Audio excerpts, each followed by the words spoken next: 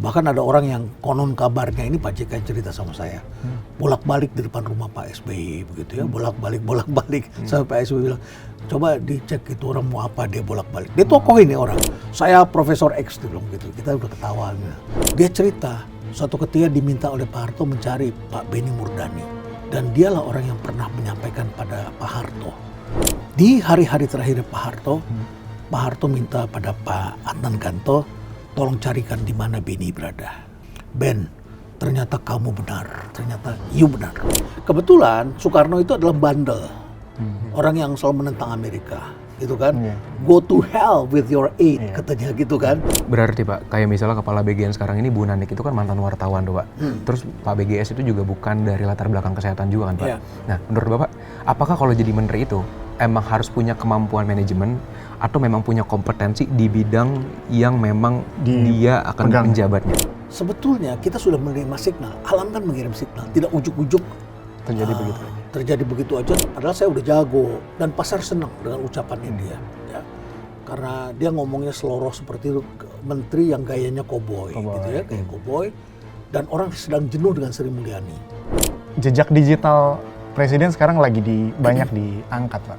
Ya. Sialnya ada inkonsistensi antara sebelum menjadi dan setelah menjadi. Kira-kira ada yang memilih Pak kalau dengan track record seperti ini? Saya yakin beliau akan terpilih kembali.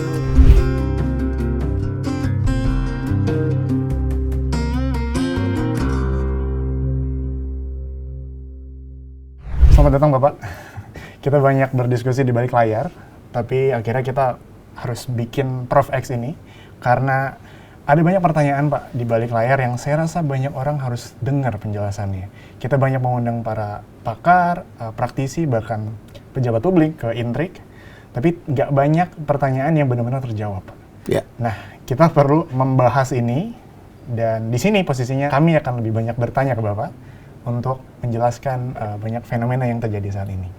Anak-anak muda. Anak-anak muda. Nah, saya ingin memulai dari apa yang lagi rame Pak di sosial media. Khususnya keluhan yang terjadi di pemerintahan saat ini, yang sorotannya ke menteri yang katanya nggak kompeten. What's your take on that, Pak? Menteri tidak berkompeten bukan hal baru. Dari dulu karena di sistem presidensial ini, menteri itu memang adalah jabatan politik. Tetapi selama dia tidak berkompeten, dia mempunyai integritas yang bagus, mempunyai karakter yang baik, itu bisa menjadi hebat. Itu pertama. Yang kedua, orang-orang yang tidak berkompeten ini memerlukan jajaran kementerian. Jadi ada menteri, ada kementerian. Ya. Ingat, menteri itu tidak bekerja sendirian. Dia bekerja dengan kementeriannya dan dia bekerja sama dengan menteri-menteri lainnya dan ada menko-nya. Ya. Nah, jajaran kementeriannya ini ada jajaran birokrasinya. Jangan dirusak. Nah, kalau dia sudah tidak punya kompetensi, tidak punya integritas pula, hanya melayani oligarki, hanya melayani kepentingan orang yang mengangkatnya, lalu kementeriannya juga dia rusak. Kementeriannya dia rusak, artinya dia ganti orang sembarangan, dikata-katain, tidak dipercaya, padahal itu birokrasi yang profesional yang sudah kita bangun kira-kira 10 tahun terakhir ini. Ya, saya masih ingat Kementerian PAN aja kita ganti jadi PAN RB.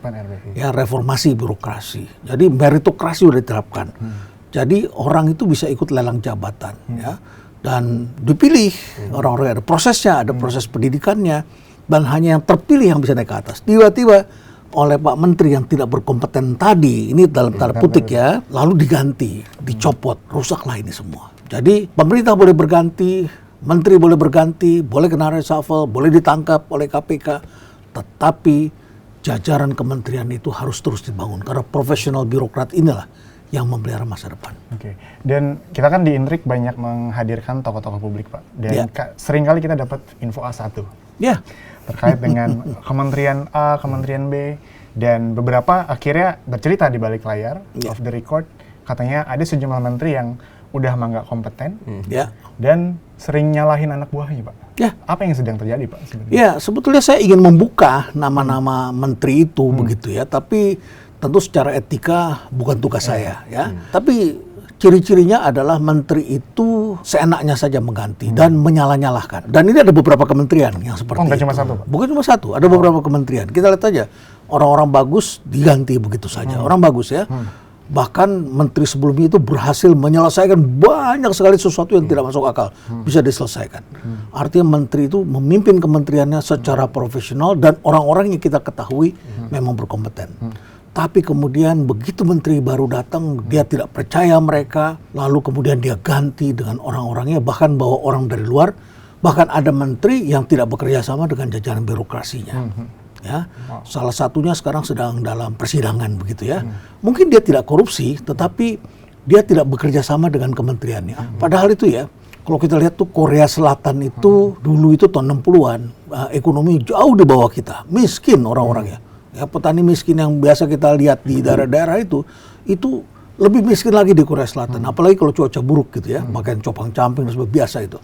Hari ini ekonomi Korea Selatan 10 kali lipat lebih besar dari Indonesia. Ya. Kenapa? Karena menteri berganti, perdana menteri berganti, tapi jajaran birokrasinya meritokrasi terus dibangun dan bekerja profesional seperti itu. Jadi kalau kita menghadapi situasi seperti hari ini, ya bangunlah kementeriannya. Kementerian itu harus diajak untuk bekerja.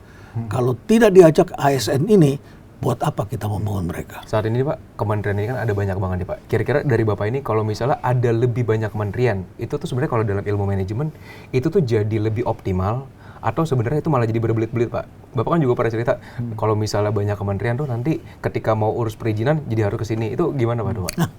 Ya memang, sudah ada kementerian, ada lembaga pula kan, dan semakin hari semakin banyak. Dan kemudian ketika baru dipecah, mereka harus mengurus macam-macam itu ya, anggarannya harus disusun kembali, kemudian SOP-nya, peraturannya, dan seterusnya, banyak sekali yang mesti dibangun. Banyak kementerian itu memang ditujukan untuk membagi kekuasaan kepada sejumlah orang yang turut membantu untuk pemenangan. Ya, dulu dilakukan seperti itu. Nah, dalam hal itu tujuannya adalah untuk stabilitas politik, agar tidak banyak komplain tim yang pernah berjuang bersama kita. Tetapi bagi masyarakat, bagi pengguna jasa kementerian, ini menjadi tidak sehat. Karena dulu kita urus di satu kementerian, KLH, Kementerian Kehutanan dan Lingkungan Hidup, dijadikan satu. PUPR dijadikan satu. Transmigrasi dan pemukiman desa tertinggal dan sebagainya. Dulu kita satukan. Suddenly kita pisah-pisahkan, dan satu, untuk memisahkan orang memerlukan waktu. Manusia kalau misalnya kembar siam tuh, kembar yang dempet itu ya, mau dipisahkan kan tidak cukup hanya dilihat anatominya, juga sistem sarafnya. Ini kepalanya ada 2, tapi kakinya ada 4 nggak? Gitu kan? Kalau mau dipisahkan kan mesti kita timbang-timbang itu semua. Kemudian perizinan, ini kan satu negeri yang rezim perizinan ini yang merepotkan kita. Birokrasi. Jadi untuk mengurus sesuatu tuh banyak sekali hari ini. Kita sudah punya satu atap gitu ya, tapi tidak satu atap. Ternyata kita banyak atap, banyak pintu, banyak jendela. Ya, dan akhirnya apapun juga adalah uang, dan akibatnya ini biayanya sangat mahal sekali. Itu terjadi kan kemarin masalah imigrasi. Ketika Silmi ditangkap gitu ya, wakil menteri imigrasi. Ternyata itu terkait dengan ketenaga kerjaan. Karena ini adalah tenaga kerja yang perlu dapat izin kerja dari negara kita, ada izin 1 bulan, 1 minggu, 1 tahun, 5 tahun dan sebagainya, jangka pendek, jangka panjang dan sebagainya. Ternyata ada tenaga kerja keluarin izin sendiri, imigrasi izin sendiri. Mungkin ada lagi kementerian lain yang terkait itu. Jadi ketika orang mau investasi datang ke Indonesia, bingung juga ya. Ini negeri ini kok ini izin. Dan begitu ada kekurangan sedikit pun masuklah itu aparat di situ.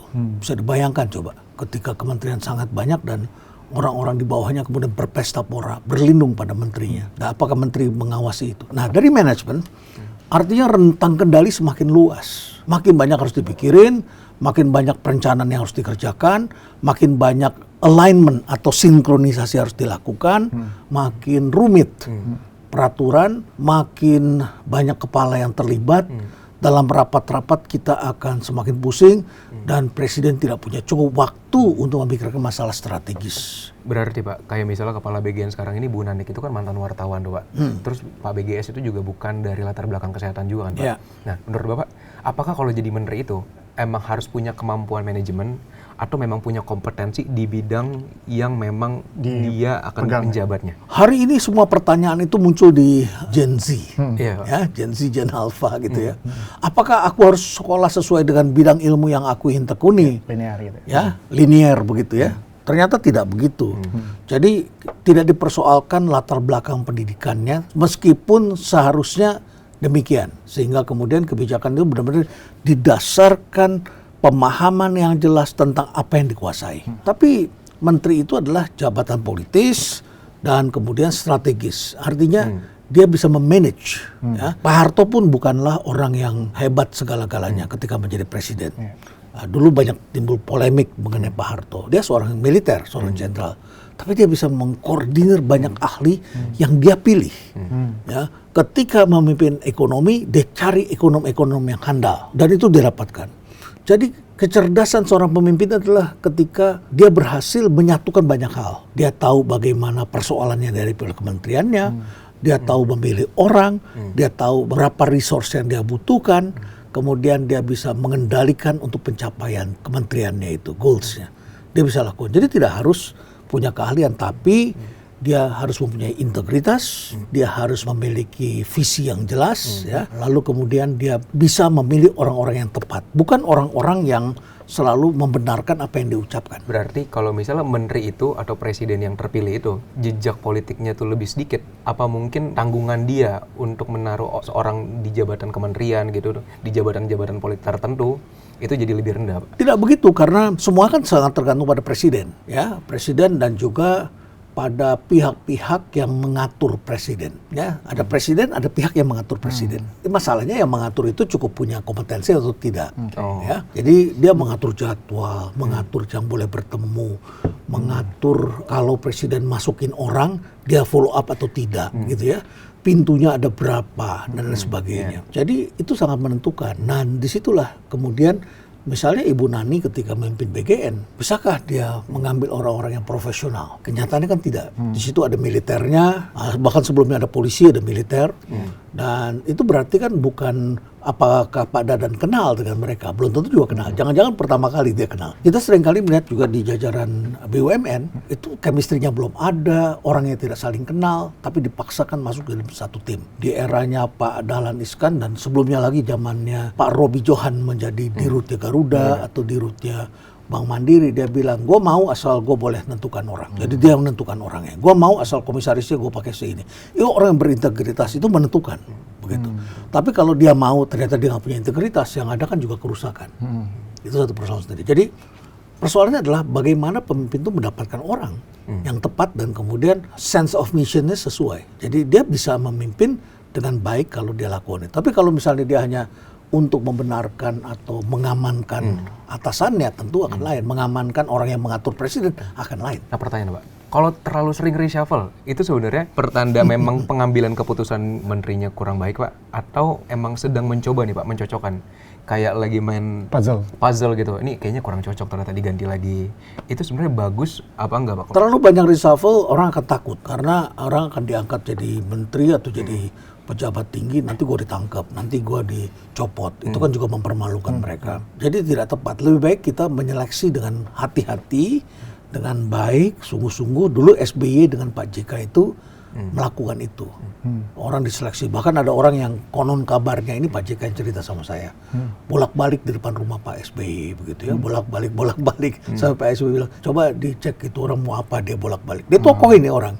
Ternyata dia mengincar jabatan tertentu, begitu ya.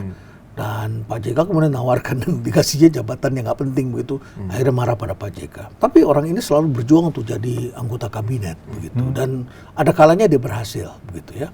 Nah, jadi lebih baik itu seleksinya memang agak ketat, didapat orang yang baik, karena biasanya ada orang-orang berpengaruh yang mengusulkan nama. Seorang profesor tiba-tiba muncul, masih muda, kita nggak pernah kenal di jajaran akademik, tiba-tiba dia keluar dari kantornya presiden yang terpilih begitu ya. Saya Profesor X, dia bilang begitu. Kita udah ketawa. Biasanya kalau kita profesor, kita nggak menyebut diri kita profesor begitu ya. Biasanya yang menyebut gelarnya itu hanya dokter. Saya Dokter X gitu. Itu orang yang sangat percaya sama ini. Kami profesor tidak demikian gitu ya. Itu justru semakin kerendah hatian dan sebagainya. Tapi dia lakukan begitu dan kita tahu. Kemudian masyarakat menelusuri dia orangnya siapa ya. Tiba-tiba ujuk-ujuk muncul begitu. Jadi ada orang lain yang memberikan rekomendasi. Nah, ketika orang-orang seperti ini dipilih, tentu harus ada komitmennya, pencapaiannya, dan sebagainya. Tentu presiden punya hak Ketika tidak perform, ketika menimbulkan keributan, kegaduhan, ketika polisinya salah, apalagi sensitif, apalagi tidak menjalankan, tentu harus ada pergeseran. Pak Harto dulu itu ketika orang dilepas, dicopot gitu, diberikan posisi sebagai duta besar di negara sahabat. Tergantung jabatannya. Kalau bintang berapa gitu ya, jenderal dulu banyak tentara. Ya. Bintang 3 ditaruh di negara-negara utama. Karena itu mencerminkan gengsi seseorang. Tujuannya apa sih? Menjaga stabilitas. Karena orang ini punya anak buah. Ya, bahkan pernah memimpin pasukan. Loyalisnya banyak.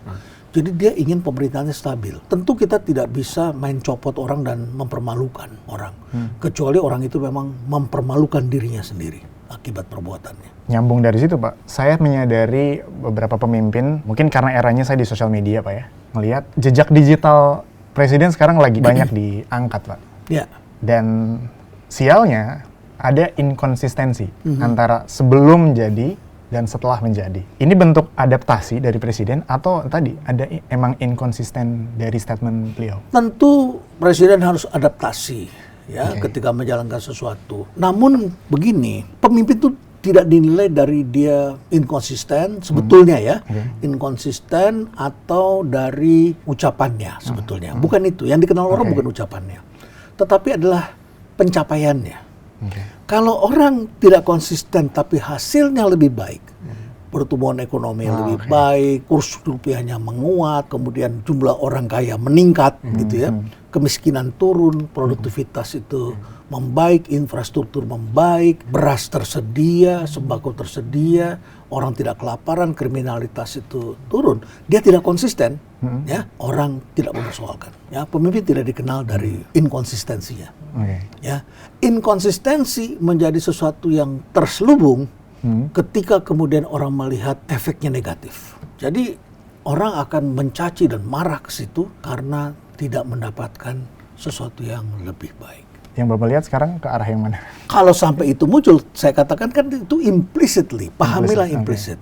Di zaman sekarang tentu pemimpin tidak bisa kaku, harus konsisten A sampai dia mati dia konsisten. Lebih baik memang dia konsisten. Kalau di luarnya juga konsisten. Tapi kalau di luar ini dunia ini memang berubah, mati kita semua kalau dia konsisten di situ. Jadi beradaptasi oke. Hanya saja kali ini sudah di luarnya buruk, tekanan ekonomi global buruk, berat, ya. Kita tidak meresponsnya dengan baik. Suatu negara itu tidak itu karena perubahan, tetapi karena terlalu lama mengabaikan tanda-tanda penurunan. Signal-signalnya. Signal-signal yang mengakibatkan ekonomi kita turun, dan kita anggap remeh, kita anggap tidak ada. Kita tetap boros belanja, kita merencanakan, kita mau beli ini. Di rumah tangga kan kita begitu, orang tua kita kan begitu. Ya, rencana tahun ini nak kamu sekolah ke Amerika. Orang tua sudah siapkan rupiahnya berapa, ya dengan asumsi dolarnya sekian, gitu ya. Terus tiba-tiba ibunya sakit kanker. Apa yang harus dilakukan? Berubah rencana dong. Berubah dong rencana. Tapi kalau misalnya anak itu memaksakan, mengabaikan, yang terjadi keluarga itu emosinya jadi terganggu. Anak bisa berkelahi sama bapaknya, bapak bisa marah sama anak bisa diusir, atau anak mengusir orang tuanya kan, gitu kan, bisa demikian terjadi. Jadi ada prioritas yang harus didahulukan. Menurut Bapak, Indonesia ini lagi dalam kondisi waktu itu Bapak pernah bikin konten soal CIPA ya Pak, dia tidak bisa merasakan itu, menurut Bapak lagi mengalami itu nggak Pak? CIPA itu congenital insensitive to pain, ya. Jadi ada orang yang secara genetik tidak mempunyai sensitivitas terhadap rasa sakit. Tuhan memberikan kita rasa sakit ketika kita mengalami sesuatu, ya. Ketika kita ada gangguan sel kita tumor kita tumbuh, diberikan rasa sakit. Kita jadi sadar, gue lagi kena ini, maka gue harus lakukan ini. Kaki saya tulangnya patah, sakit kan? Tapi kalau orang itu ketika kakinya patah, terus kemudian dia tidak merasakannya, jalan yang ngesot itu kan bisa putus itu, dan dia putus darah keluar, mati dia begitu. Memperburuk kondisinya. Jadi kalau kita bilang kita menghadapi kondisi seperti CIPA itu hari ini, ya artinya kita tidak menyadari adanya gejala-gejala itu. Ekonomi itu harus membaca signal, karena signal itu, alam itu semua saling bersatu. Bayangkan ketika mendiang Mbah Marijan, tahu Mbah Marijan kan? Tahu Pak. Tahu. Mbah Marijan itu Kuncen di Gunung Merapi. Sebetulnya kita sudah menerima signal, alam kan mengirim signal, tidak ujuk-ujuk Terjadi begitu aja. Terjadi begitu aja, terus kemudian wedus gembel itu menerpa manusia begitu. Tapi sudah ada tremor, getaran kecil yang lama-lama getaran besar, gempa bumi dan sebagainya, terus asap kecil keluar. Itu sudah pertanda. Lalu kemudian burung-burung terbang keluar dari sana. Harimau pun yang ada di gunung itu turun. Ular tiba-tiba ada di sekitar kita, turun semua nih. Ada apa? Ternyata kemudian Mbah Marijan mengatakan, saya disuruh jaga di sana. Saya kembali ke sana. Tidak ada yang bisa menghentikan Mbah Marijan. Dia ke sana dan akhirnya dia menjemput mautnya dia karena kesetiaan dia untuk menjaga di sana, dan akhirnya kemudian meninggal sana. Dan wartawan yang mengikuti mati dalam bunker. Bunker itu terlalu panas begitu ya. Dan ada beberapa mobil yang kita lihat di sana hangus, mobil wartawan itu di sana. Jadi kita harus membaca signal itu. Alam itu kita harus baca. Ekonomi juga begitu. Kita harus baca signal. MSCI ngomong, kita nggak boleh dong jadi Menteri Keuangan terus bilang mereka nggak tahu aja keadaan ekonomi kita. Begitu. Nah, itu orang luar kan melihat secara objektif. Kita dengar. Ternyata bukan cuma MSCI. Moody's juga memberikan laporan yang sama. Investor asing juga mengatakan yang sama. Itu harus kita respon. Jangan kita mengatakan mereka yang salah. Akibatnya kita semua yang masuk jurang ramai-ramai. Mengabaikan signal tadi. Pantas kan kita harus marah. Kenapa kita marah? Karena kita tidak ingin kita ikut masuk jurang. Kalau masuk jurang lu aja, jangan ajak-ajak gua gitu kan. Orang sering mengatakan demikian kan. Anak muda kan ngomongnya begitu. Jadi jangan sampai negara kita menghadapi cipa. Berarti banyak pengamat-pengamat atau ekonom-ekonom gitu yang sebenarnya memberikan sinyal, memberikan informasi gitu Pak ya. Kalau misalnya nih ada sinyal-sinyal yang menandakan bahwa ini ada bahaya gitu ya. Malah tujuannya baik supaya si orang tersebut bisa berobat dalam tanda kutip negara mungkin maksudnya. Kayak gitu ya Pak berarti Pak? Ya kan pemimpin hebat itu tidak mencari orang yang selalu setuju. Pemimpin hebat itu adalah orang yang mau mendengarkan, orang yang mau mengatakan bahwa dia salah. Saya pernah ketemu dengan seorang tokoh dari Aceh, namanya Pak Adnan Ganto, Mendiang Adnan Ganto. Dia berada di belakang perjanjian perdamaian dengan Aceh, karena dia pernah bertemu dengan tokoh-tokoh GAM begitu ya. Dan dia bisa berbahasa Aceh. Bahkan orang Aceh kadang-kadang ragu sama dia pada waktu itu. Sehingga ketika di TV dia berbicara bahasa Aceh, orang kaget. Dia adalah salah satu pimpinan sebuah bank asing di dunia internasional. Bahkan di sana pimpinan dia. Dia cerita bahwa dia diminta oleh Pak Harto menjadi Menteri Keuangan di saat-saat terakhir Pak Harto itu menjelang jatuh, dan dia tidak bersedia tentunya. Dan pada saat itu dia cerita suatu ketika diminta oleh Pak Harto mencari Pak Benny Murdani. Benny Murdani itu mantan Panglima setahu saya gitu ya, tokoh Intel yang sangat dikagumi, dan dialah orang yang pernah menyampaikan pada Pak Harto bahwa Pak ini begini-begini tentang anak-anak Anda, begini-begini dan sebagainya. Pak Harto tidak terima sebagai orang Jawa karena diberi nasihat oleh orang lain, dan akhirnya dia kemudian menjauh gitu. Tapi di hari-hari terakhir Pak Harto minta pada Pak Adnan Ganto, tolong carikan di mana Benny berada. Dan dicari, terus ketika bertemu, Pak Adnan menemani, dan kemudian katanya Pak Harto bilang begini, ya, Ben, ternyata kamu benar. Bukan hanya itu, juga bicara tentang orang yang disayang sebagai pemimpin oleh Pak Harto saat itu. Ternyata, you benar. Nah, jadi pemimpin itu seringkali tidak mau ditunjuk bahwa dia salah. Tetapi pemimpin yang hebat itu adalah pemimpin yang berani menerima atau mendengarkan orang yang mengatakan dia salah dan kemudian dia mau koreksi sebelum dia jatuh. Ngomong-ngomong soal Pak Harto, Pak. Ya. Saya kan lahir di era krisis, Pak. Tahun 97 sih, to be exact. Dan generasi saya mungkin nggak terlalu ngerasain apa yang terjadi saat itu. Belakangan para ahli di sosial media mengambil pendekatan yang quote-unquote fear-mongering. Katanya kita akan menuju kayak 98. Tapi generasi kami mungkin nggak kebayang kayak gimana tuh 98. Nah, dua pertanyaan sekaligus, Pak. Apakah iya kita akan ke arah sana? Dan kayak gimana emang Pak saat itu? Saya cerita dulu tentang Pak Harto. Oke. Pak Harto tokoh militer yang hadir, tentu saja kalau menurut data dari CIA, tentu ada keterlibatan CIA di sana karena mereka mencari orang kita. Oke. Ya, yang bisa satu mengusir atau menjaga Indonesia dari politik efek domino. Domino itu artinya jatuhnya negara-negara di Asia ke komunisme. Ya. Jadi misalnya Korea Utara udah kena, wah sebentar lagi Korea Selatan, Amerika taruh pasukan di perbatasan. Vietnam Utara udah kena, masuk ke Vietnam, nggak taunya Vietnam Selatan jatuh. Vietnam Selatan jatuh, nanti negara-negara Asia Tenggara akan jatuh. Jadi dikhawatirkan. Jadi mereka cari pemimpin militer yang bisa. Kebetulan Soekarno itu adalah bandel. Orang yang selalu menentang Amerika, gitu kan? Go to hell with your aid, katanya gitu kan, statementnya dia. Barat minta agar kita semua ikut Olimpiade, dia bikin Ganevo, gitu ya. Tandingan. Tandingan, ya. Jadi semacam Olimpiade yang sih negara-negara yang tidak sepakat dengan Amerika. Lalu kemudian ketika Amerika sedang memusuhi komunisme, Indonesia justru melakukan politik bebas aktif dan bahkan berteman dengan poros Jakarta Beijing, ya, Uni Soviet, begitu ya, malah jadi teman kita. Dan kita banyak mendapatkan kerjasama begitu ya. Jadi Bung Karno ini mbah lelo lah dengan itu. Jadi memang Pak Harto inilah yang diminta untuk jaga dan melakukan pembersihan. Oke lah, tapi Pak Harto ini menjaga stabilitas, kontrol, dan pada saat itu belum ada sosial media, koran bisa dikontrol. Ya. Koran yang kritis itu Kompas, Suara Pembaruan, atau dulu Sinar Harapan. Lalu juga dalam majalah Tempo. Jadi kalau mau dibredel itu cuma itu aja, 3 itu yang kena. Itu sudah menimbulkan kehebohan nasional. Ya. Pos Kota, Koran Lampu Merah. Ya, kriminalitas, perkosaan dan sebagainya di situ. Efeknya nggak banyak secara politis. Tapi pemikir ini di sini, walaupun tidak sedahsyat sini jumlahnya, tapi ini pemikir bisa membuat pemerintahan jatuh.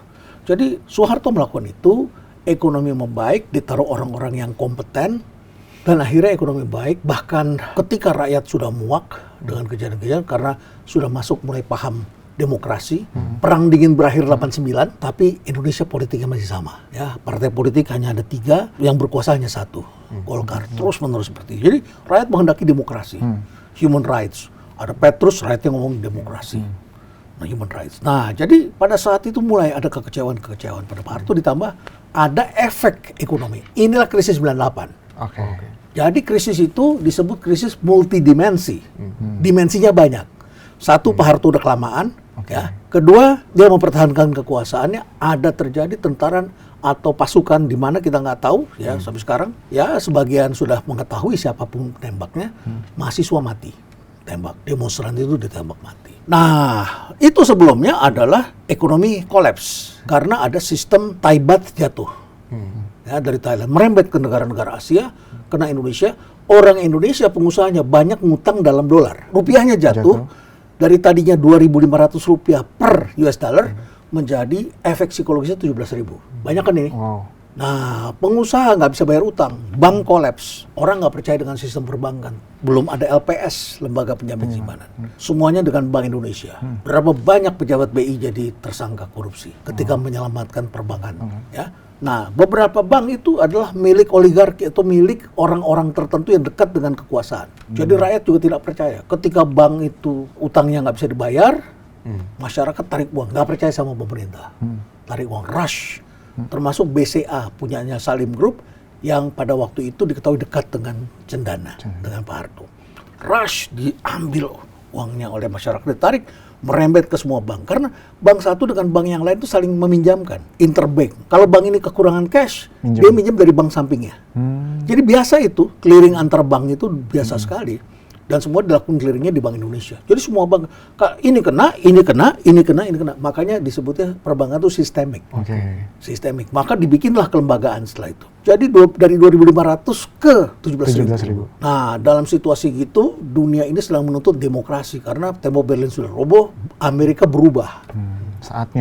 Saatnya liberalisasi karena ekonomi dunia berubah, politik berubah. Tadinya adalah perlu militer untuk jaga stabilitas, mengusir komunis.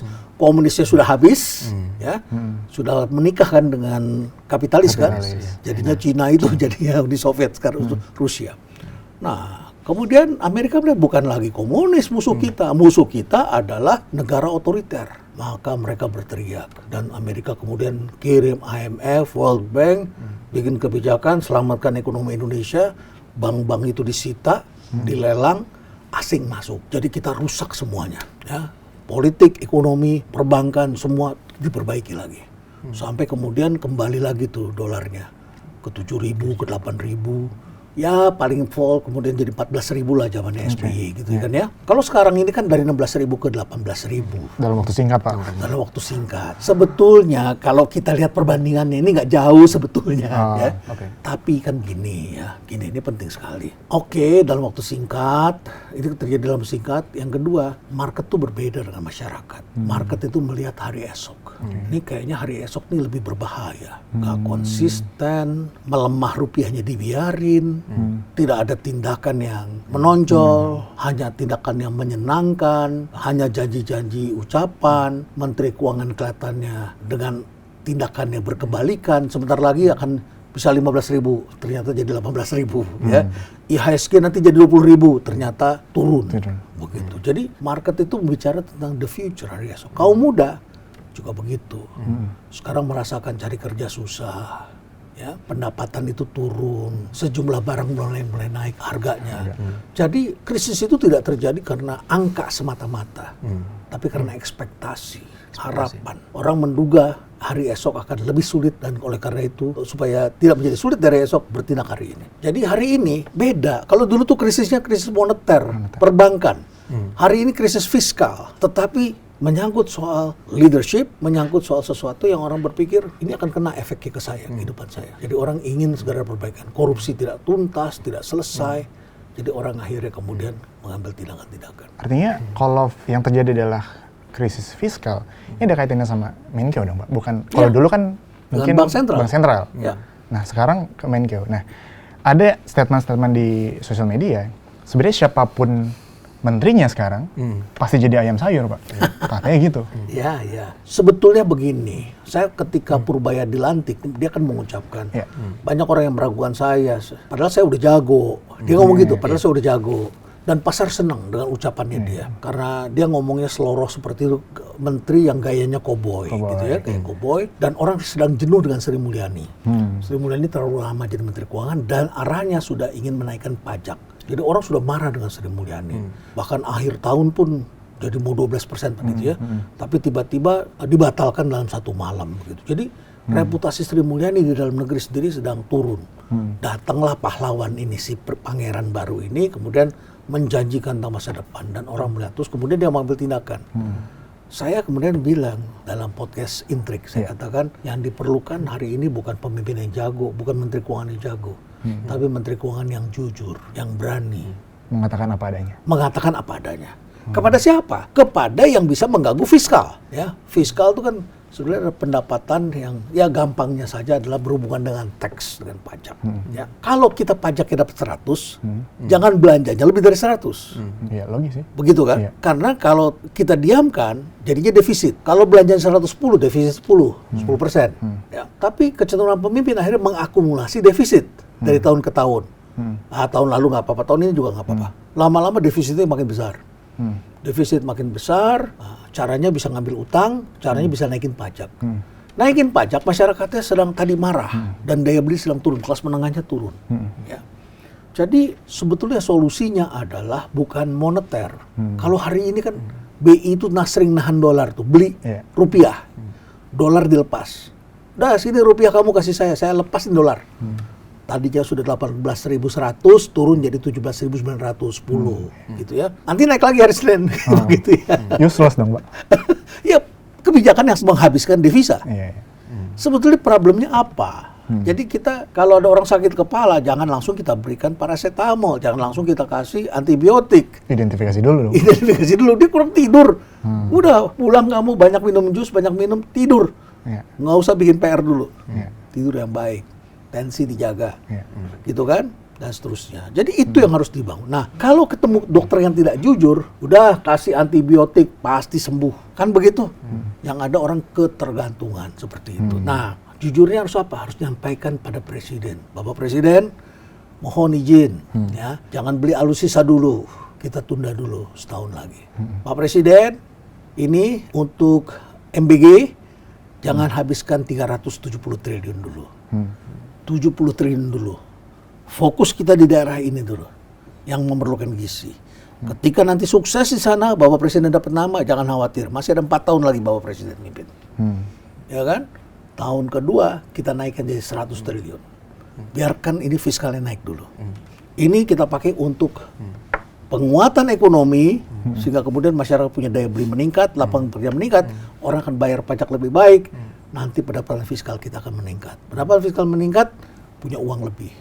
Yang terjadi sekarang sebaliknya. Spendingnya tetap, ya, tidak diberitahu, ada Pak saya cari, ada caranya. Orang nggak tahu aja caranya. Caranya begini, caranya begitu, caranya begini. Yang seringkali tidak transparan. Nah, akibatnya ketidakpercayaan. Dan ini sebetulnya sangat riskan. Pak, hari ini tuh kan ada banyak banget pejabat yang dari latar belakang keluarga yang sejahtera tuh Pak. Pak Prabowo kita kenal dari keluarga yang sejahtera. Terus baru-baru ini Bu Nanik juga bilang, saya nggak mungkin korupsi karena dia juga lahir dari keluarga sejahtera. Pertanyaan saya, zaman sekarang tuh Pak kan banyak anak muda yang sekarang hidup tuh lebih sejahtera daripada generasi sebelumnya. Banyak yang bilang tuh bercandanya kalau di kantor, kalau misalnya ada reimburse, daripada saya memenuhi administratif untuk reimburse, udahlah saya bayarin aja gitu. Dia males gitu untuk melakukan administratif. Apakah emang ketika mental anak muda ini sudah dari latar belakang sejahtera, apakah menurunkan kemungkinan dia Pak untuk melakukan korupsi? Tentu kita tidak bisa hanya melihat dari lahir, karena setiap orang kan punya hak dilahirkan dari mana saja dan tidak bisa memilih. Kita saja tidak bisa memilih kan untuk dilahirkan dari keluarga yang bagaimana. Tetapi perjalanan hidup manusia juga membentuk manusia. Satu, pada waktu kecil kita bagaimana? Apakah kita sudah cukup mendapatkan kepuasan masa kecil kita? Kan ada juga orang yang tidak puas terhadap masa kecilnya, sehingga ketika dia menjadi dirjen, menjadi menteri, mainannya banyak bener gitu ya. Mainannya tuh mulai dari mobil-mobilan, sepeda-sepedahan, sepeda yang bagaimana, mobilnya seperti mobil mainan gitu. Itu kalau saya kadang-kadang melihat ini masa kecilnya nggak tuntas. Ya. Yang kedua, dia dibesarkan seperti apa oleh keluarganya. Apakah dia menghadapi keadaan yang membuat dia bisa memimpin dengan baik. Biasanya orang seperti ini adalah orang yang dipercaya. Ya. Karena dia dipercaya, akhirnya dia mempercaya pada orang. Trust gitu ya. Yang ketiga adalah sepanjang karirnya. Ini semua bisa menimbulkan yang namanya luka batin. Luka batin itu tentu mengakibatkan pemimpin menjadi sesuatu lah, menjadi yang kadang-kadang kita sebutnya toxic leader. Ya. Saya tidak tahu seperti apa masing-masing orang ini. Bukan saya pula yang harus mendefinisikan. Itu tugasnya psikolog dan psikiater yang melihat, membaca seseorang. Nah, ada faktor lain kalau bukan ini. You are who your friends are. Kalian adalah siapa yang menjadi teman-teman kalian. Kalau teman-teman kalian adalah lingkungan orang-orang yang baik, kalian jadi orang baik. Jadi dalam lingkungan ekonomi atau dunia yang hari ini adalah dunia politik, yang politik ini menjadi panglima dalam kehidupan. Politik itu cara berpikirnya berbeda dengan cara berpikir yang dimiliki oleh masyarakat sehari-hari. Mereka itu mencari kekuasaan.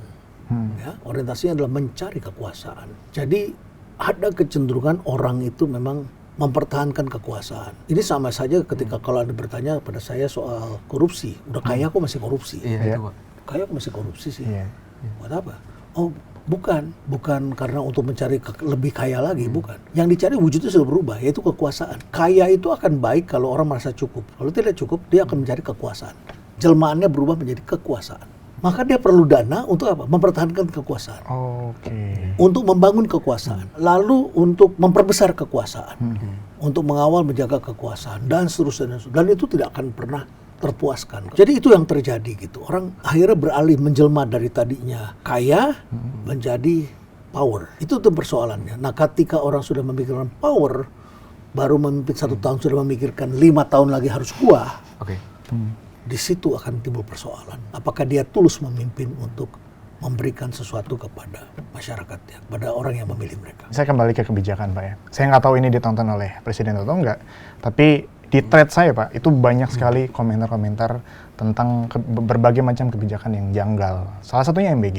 MBG ini kan program jualannya Bapak Presiden, Pak. Sejak awal diangkat terus gitu. Tapi untuk kebijakan yang sangat dijual ini justru ternyata bermasalah juga, Pak. Ada orang-orang yang berkepentingan di situ. Itu program yang semua orang lihat, Pak. Apalagi kita kan jadi curiga, Pak. Apalagi program yang nggak tersentuh oleh masyarakat gitu.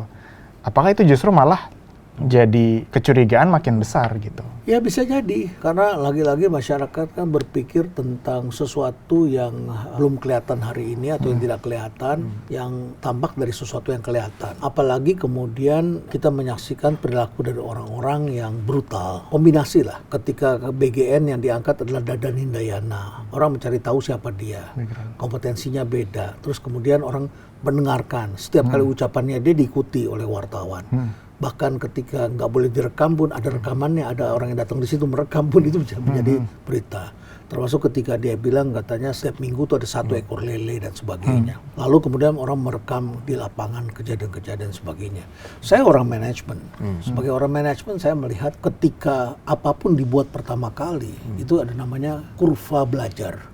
Learning curve. Learning curve. Jadi kurva itu di sini adalah cost biaya nih. Nah, biayanya itu tinggi ketika pertama kali dibikin. Kenapa biaya tinggi? Karena tingkat kesalahan tinggi. Nanti berjalan dengan waktu turun pelan-pelan. Nah, oleh karena itu pemimpin yang bijaksana tidak ingin membuat sekaligus nationwide seluruh Indonesia dikerjakan. Karena tingkat cost-nya tuh makin tinggi ke atas. Biaya koordinasi, biaya pengawasan, biaya korupsi, semua tuh akan tinggi. Belum lagi tadi keracunan, distribusi yang salah, kemudian mendapatkan orang yang salah dan sebagainya. Jadi tingkat biayanya memang tinggi sekali. Jadi harusnya orang ini memang langsung bicara sama Presiden dengan jujur. Pak Presiden, izinkan saya mengerjakannya dulu pada wilayah terbatas. Wilayah terbatas tuh di sini. Di daerah 3T dan di kota besar saya ambil sampel. Kenapa di kota besar terbatas? Karena ini mudah dan murah. Jangkauannya dekat. Dan saya tidak mau 3.000 layanan. Tapi saya mulai dulu dengan 500 atau dengan 100. 100 ini susah. Kasih mau 100 orang makannya enak yang benar, tidak mudah. Ya kan, kalau kita pernah punya usaha catering, kita tidak bisa langsung bikin catering yang bisa melayani 100.000 orang, tidak bisa. Kita mulai dari 100, 500, terus lama-lama kita tambah pintar, kita tahu mau orkestrasinya, kita pisahkan dan sebagainya. Jadi Presiden harus lakukan itu. Orang kemudian menebak, ada lagi di belakang. Ada ternyata. Kan masyarakat sudah baca, udah bocor itu. Ya, mulai dari pembelian mobil Tata itu. Kebutuhannya apa? Masyarakat bertanya. Kemudian pembangunan koperasi merah putih. Dibangunnya di mana? Masyarakat kan memberikan masukan. Masyarakat memberikan pemotretan. Tidak usah KDMP, kita pun juga tingkah laku kita dipantau masyarakat. Renald Kasali masuk mall, tiba-tiba ada yang foto. Saya jalan misalnya sama seseorang begitu berpelukan, masuk saya, ya kan? Jadi tidak perlu sensitif hari ini. Jangan berpikir itu lawan politik, jangan berpikir orang jahat, jangan berpikir ini kelompok yang ingin mengalahkan saya lawan politik. Bukan, ini masyarakat yang membayar pajak. Social control. Social control. Jadi semua orang kena. Masyarakat membaca itu, ada kejadian-kejadian lain. Nah, ditambah lagi kemarin pada waktu demo mahasiswa, sudah beredar banyak. Kenapa lebih banyak tentaranya daripada polisinya? Itu juga pertanyaan masyarakat. Nah, kenapa mahasiswa UI ini harus berhadapan dengan tentara? Itu dunia internasional menyoroti itu. Dulu saja zaman Pak Harto tuh, ajudan selalu militer di belakangnya. Terus saya bisik-bisik sama presiden, saya bisik-bisikin, Pak, kesannya kita negara militer. Udah pakaiannya baju safari atau pakai batik gitu di belakangnya. Ajudan profesional. Walaupun dia militer. Dia punya keterampilan militer, iya, tapi jangan pakai pangkat. Kesannya kita kayak Idi Amin kan. Negara Uganda begitu ya, diktator dan sebagainya, jaga dengan ini. Jadi kita di tempat wisata saja, rumah perubahan tuh punya security. Kemudian saya panggil orang-orang tempat wisata. Kritik saya dong, apa?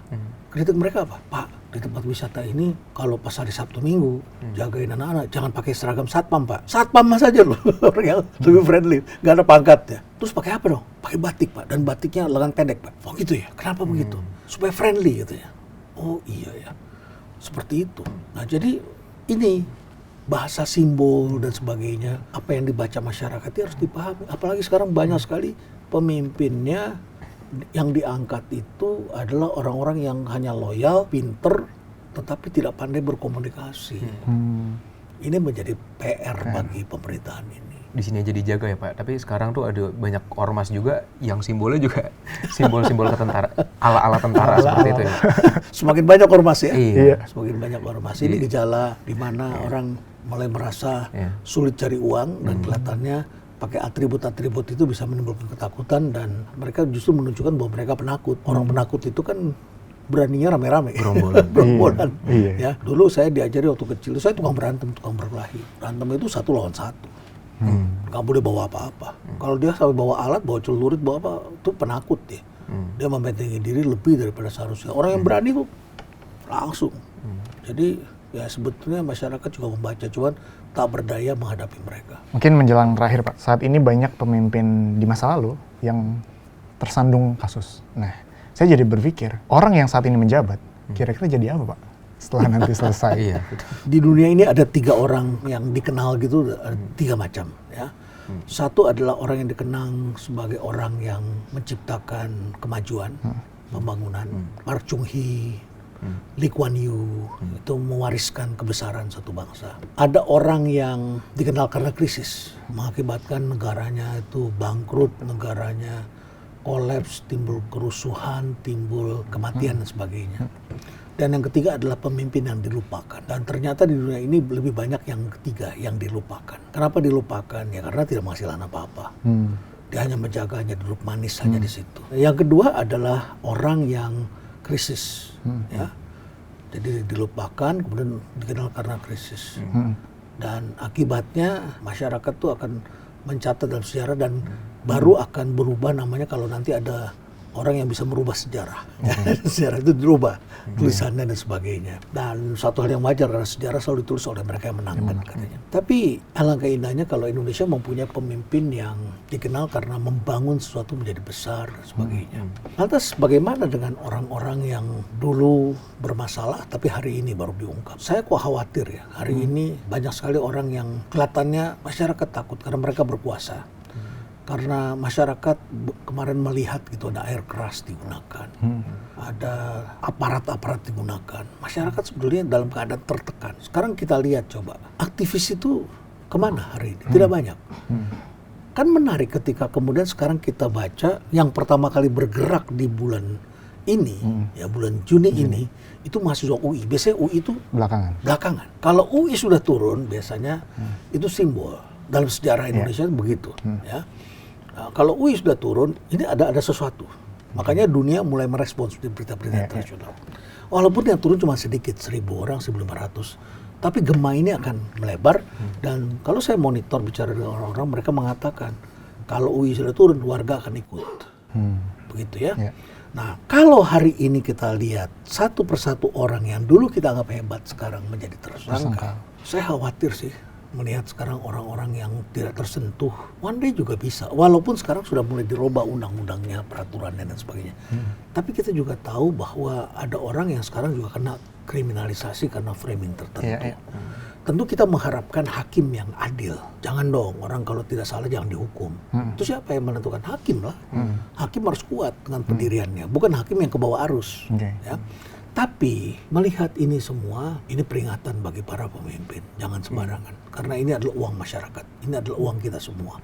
Ya, karena di negara kita ini, sesuatu bisa menjadi tersangka bukan hanya karena semata-mata mencuri uang, tapi juga melanggar proses. Ya, dan juga tentu karena perbuatan-perbuatan yang tidak menyenangkan. Suatu ketika mereka bisa mendapatkan balasan dari masyarakat, warga negara Republik yang kita cintai ini. Jadi, sekalipun kalian berkuasa pada hari ini, berkuasalah dengan baik dalam sistem demokrasi yang kita hormati. Jangan berkuasa seenak-enaknya. Terakhir Pak, melihat sekarang respon publik seperti ini, ada kecondongan beliau sedang mempersiapkan juga untuk 2029, katakanlah begitu. Kira-kira ada yang memilih ya Pak, kalau dengan track record seperti ini? Dengan sistem politik seperti ini, tentu masyarakat dengan mudah dapat dikuasai oleh siapapun. Tidak hanya oleh beliau. Nanti ada orang lagi yang lebih pandai lagi dari beliau misalnya, yang bisa menggunakan algoritma. Ini kan algoritma semuanya. Tentu teknologi ini berubah. Sebentar lagi kita akan masukin teknologi kuantum. Masih berbeda, ya. Nah, kalian pasti sudah tahu kuantum itu. Lalu kemudian ada uang atau tidak? Hampir semua peristiwa politik di mancanegara, saya bukan politisi tapi ekonomi kan terkait dengan pemimpinnya.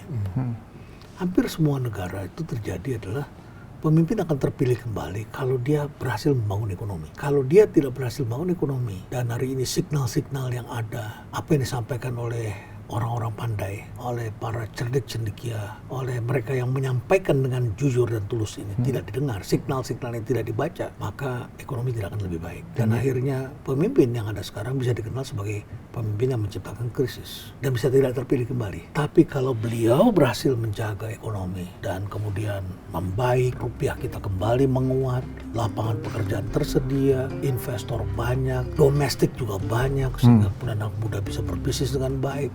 Pajak kita nggak sebesar sekarang, ya, kita bisa menyekolahkan anak dengan tenang, beras tersedia, harganya terjangkau, bukan yang dia ngomongin saja loh, ya. Petani bisa kembali menanam padi dengan baik, bukan hanya janji-janji, karena hari ini kan mudah diverifikasi. Maka saya yakin beliau akan terpilih kembali.